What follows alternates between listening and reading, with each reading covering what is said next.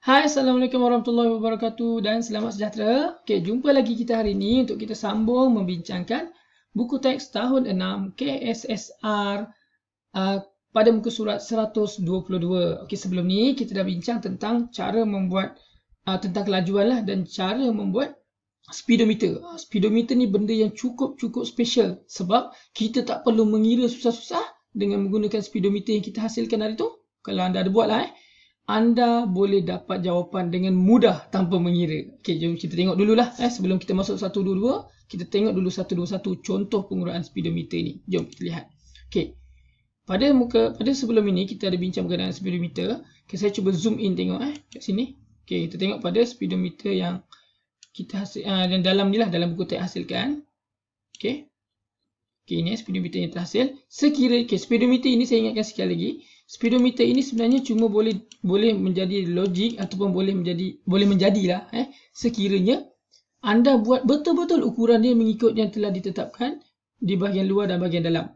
Dan anda tampal tu betul-betul 25 ni dekat 90 dan yang kosong ni dengan kosong. Betul-betul tepat, maka anda akan dapat jawapan tepat.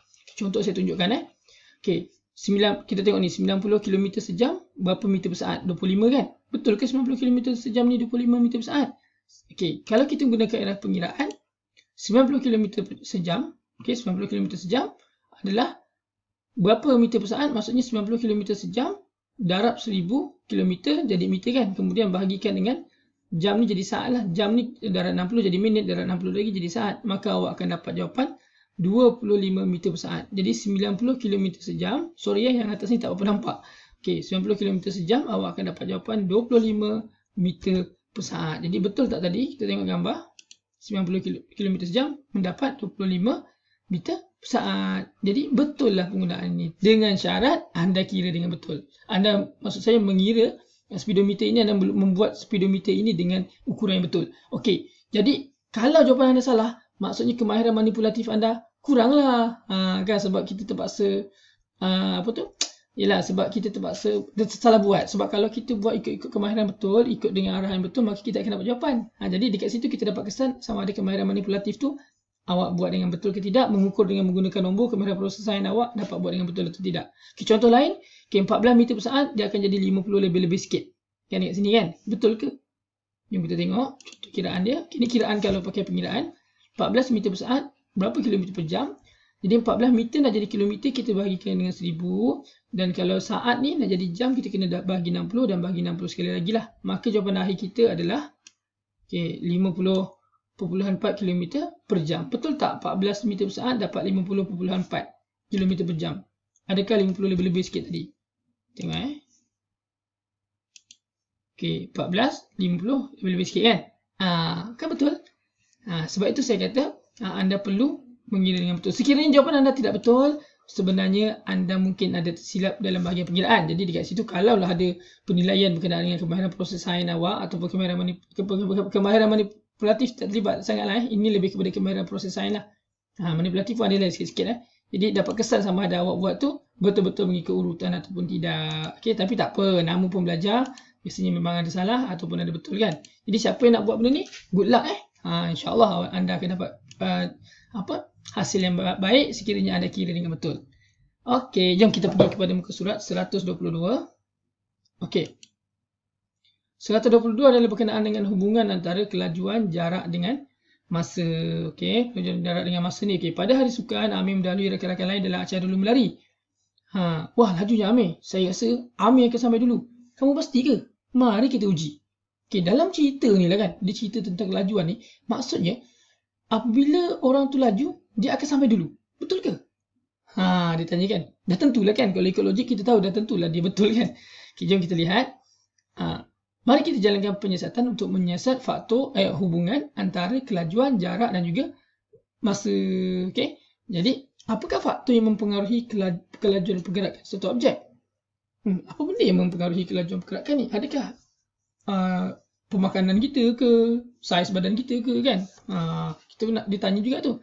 Okay, kita tengok perbincangan kat sini berkenaan dengan beberapa orang yang sedang berbincang. Mereka kata alat dan bahan yang diperlukan. Okay, alat dan bahan yang diperlukan Dalam penyiasatan ini ialah kereta mainan, pita pengukur atau pembaris, jam randik dan gelang getah panjang. Okey.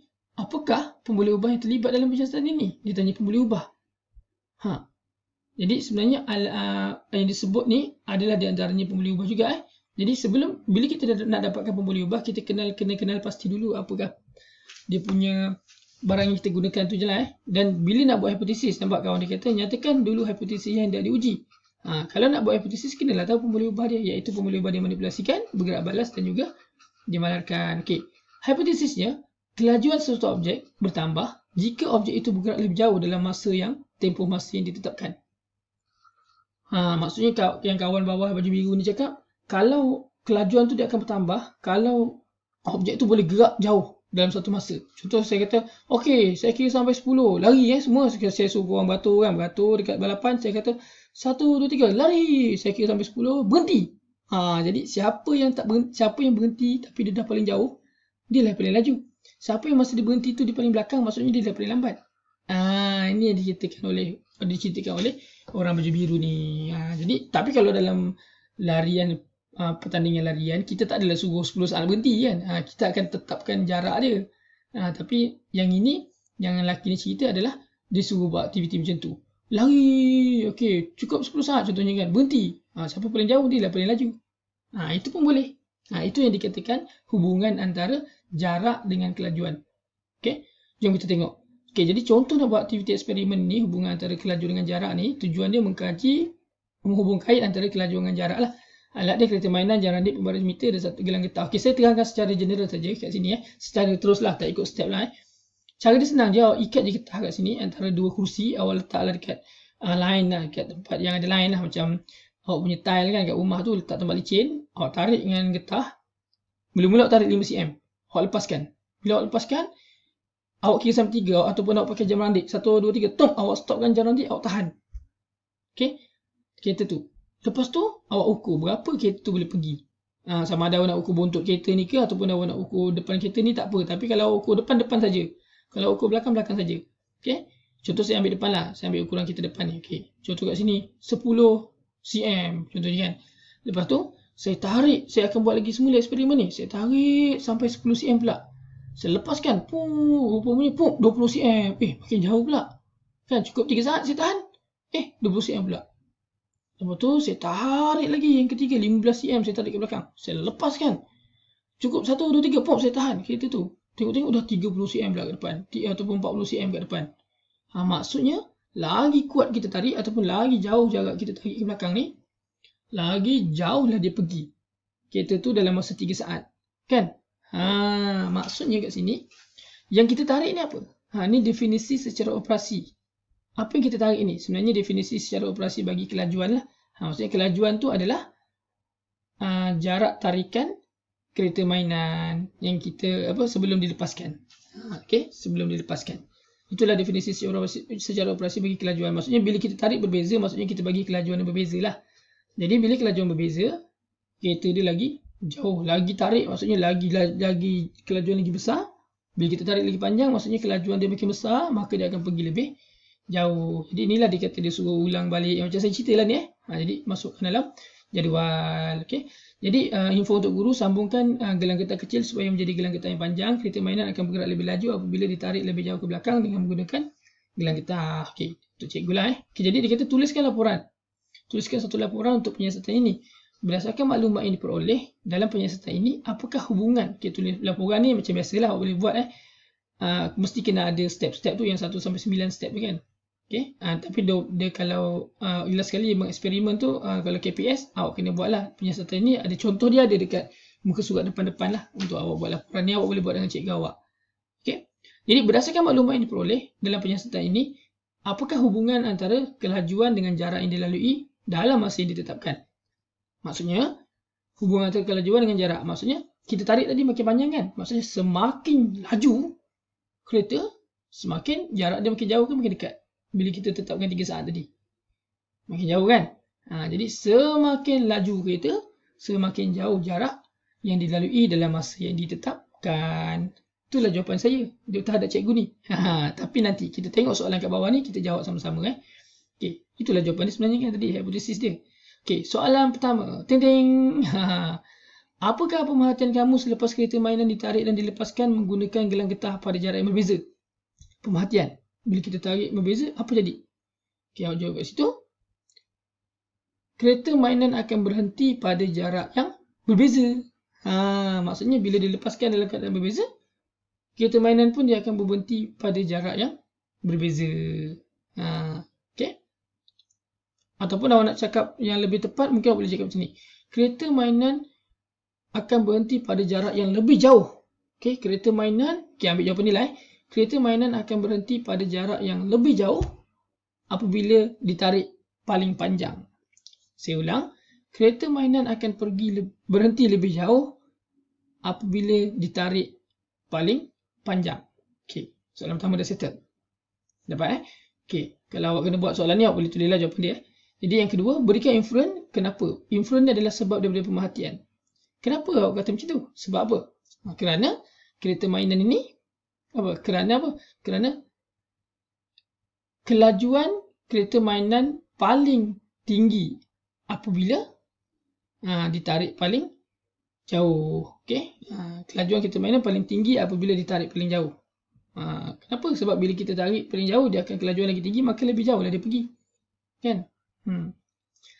Jadi, apakah hubungan antara pembuli ubah dimanipulasi dengan pembuli ubah bergerak balas? Inilah jawapan yang kita bagi tahu kat cikgu ni tadi. Semakin bertambah kelajuan, semakin jauh jarak yang dilalui dalam masa yang ditetapkan. Itu jawapan dia. Semakin bertambah kelajuan, semakin jauh jarak yang dilalui dalam masa yang ditetapkan. Dan yang keempat, ramalkan jarak yang dilalui oleh kereta mainan sekiranya 6 cm dan 15 cm digunakan dalam penyiasatan kamu.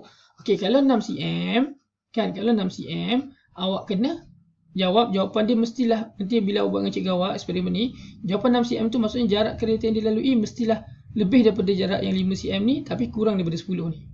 Okey, contoh kalau 5 cm ni tulis kat sini, jawapan dia 12 kan? Dekat 10 ni tulis 24. So 12 kat sini awak jawab lah 14 ke 15 ke, agak-agak lah.